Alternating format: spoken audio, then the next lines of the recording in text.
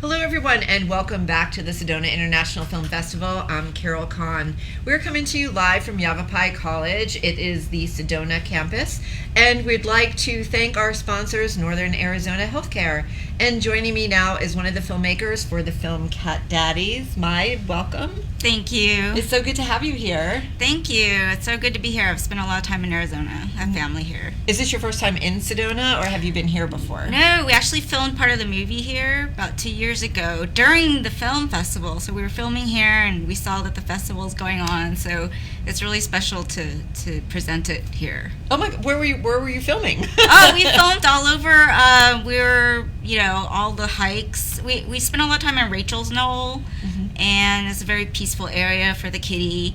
And we did Devil's Bridge with the kitty, and we just hiked all over, and we did Flagstaff. So we're all over the place with a kitty in the backpack or on a leash. Oh my goodness! Yeah. So you have a cat yourself? I have four. Four. Yeah. And you just brought one. And they don't like each other. None of them like each other. So what inspired you to do the film? Was it having your own cats, or like what? I've always been a cat lover. I love watching cat content, but I wanted to make something with, cinematic experience. I love watching, documentaries about cats with other cat lovers. And also, I noticed that there was a kind of trend going on with men.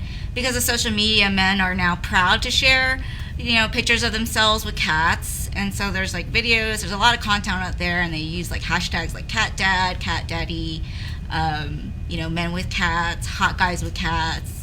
They even have one called beards with cats, so it's like bearded men who have cats, and they take selfies of themselves with their cats. And so that's a really popular trend. And my husband, when we were first dating, was not a cat guy at all. And then one day a cat found him, and he was feeding it, and they just became best buds. And then I saw a side of him I'd never seen before. I really didn't think this was possible. Yeah. So I think there's a lot of men out there who are conditioned to love, dogs. They don't really have much experience with cats. And I think they don't know that they could maybe have a cat as a pet. So I definitely wanted to, make this movie to kind of encourage that, to bring that image out there, and make sure they know that they don't have to hide. Like, they can be proud to be these men that are sensitive and more vulnerable, maybe having this little kitty in their arms, and that it's okay. What do you find is a difference between a cat daddy and a dog daddy? Is there a difference? Oh yeah, I mean, just the main difference between dogs and cats is, I think, like cats don't instantly trust. They are not instantly your best friend.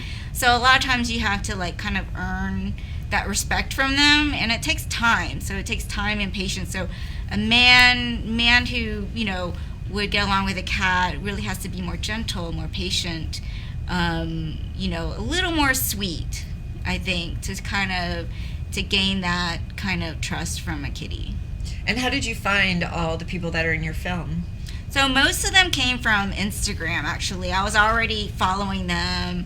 And then, if I needed more variety of people, I just looked at the hashtag, like cat dads, men with cats, and I just went down this endless rabbit hole. I mean, it's like the possibilities are endless. There's so many men who now, aren't afraid to show that they love cats. And so I just was looking for that. I was looking for different types of cats, so different colors, breeds, and also like different personalities, because they're all so different. So there are some cats who are more adventurous. So I did find some cats who go hiking. They walk on a leash, and and men with different occupations. I was trying to get men from different walks of life, different environments. So we went all over the country. So there's like about eight to nine different men who we cover. And the main man is actually a man who at the time was homeless in New York City, living on the street with his cat. And he was a tip actually from someone who was helping him try to get off the street. And she contacted me when she heard about my project and was like, would you like to meet him? Would you like to talk to him? Maybe he'd be a great subject for your film. And by that time, I had actually filled up my slots. I mean, I didn't really have room. But then once we met him and talked to him, got to know his story, we really couldn't not have him. I mean, he just loved his cat so much that he was willing to stay on the street because he couldn't bring his cat into the shelter. There was only one shelter in the city that would allow him to keep his cat, but it was like this long waiting list. And so it was just sort of fate that we met him, and he's just so charming, and he really actually becomes the main character of the film. I mean, we follow him through 2020 from January to November, and that was a really rough year for many reasons for him. So, and that wasn't expected at all. We were supposed to wrap up shooting in April 2020, and then we all know what happened in March. I actually had to drop some people that we had planned to film just because I couldn't travel to them. So we spent more time with the man David in New York and his kitty, and kind of see what happens to him if he's able to get off the street or not. So you followed him for almost a year, basically, right? So you live in LA, but you had to keep traveling back and forth to New York, or did you stay in New York? How did that all transpire? Because of it was a pandemic and COVID, and it was pretty bad in New York, especially.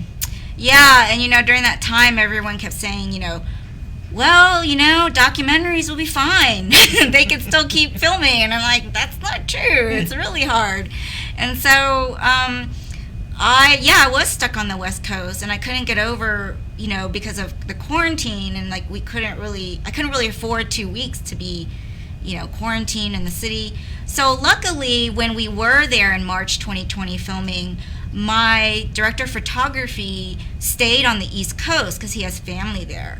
And so he was actually able to go back during that summer and film by himself. He had to do sound, he had to do camera, he had to drive himself, like everything, all by himself. And I was just like on the phone asking the questions for the interviews. So that was like the creative solution. It wasn't ideal, but we got what we needed. And then finally I was able to go back at the end of 2020 and kind of get the last scene that gives us a little bit of closure on his story. So it had to get really creative. Well, I think that's really interesting because typically, we all think about where we were during the pandemic and things that we had to juggle, but like you don't really think about, for example, like filmmaking, how did that really affect you, and what did affect you? Has it really changed your approach in any way to filmmaking, like learning things that maybe were barriers before but now are not because you were able to figure out how to overcome them? I think I had a lot of like actually existential challenges, and I know that a lot of creative artists did during that time, because it was like all the serious things are going on and we just kind of felt non-essential, or like do what we're doing even matter. So I think like there was a lot of that, because I like also like essentially I'm making a cat documentary, it's like nobody really thinks that that's important on the surface, but then like I think once people see the film they understand it's a lot more than that. It's really about humanity, and it's about how not only how we treat animals but how we treat each other as humans. Because one of the things that happens in the movie is that the man who's homeless is befriended by a cop, and they bond over their cats. So they actually get together, on a regular basis and share stories about their cats, and they build this very strong like friendship over that. And I thought that was kind of the heart of the film, it was just really hard to it was just hard to finish.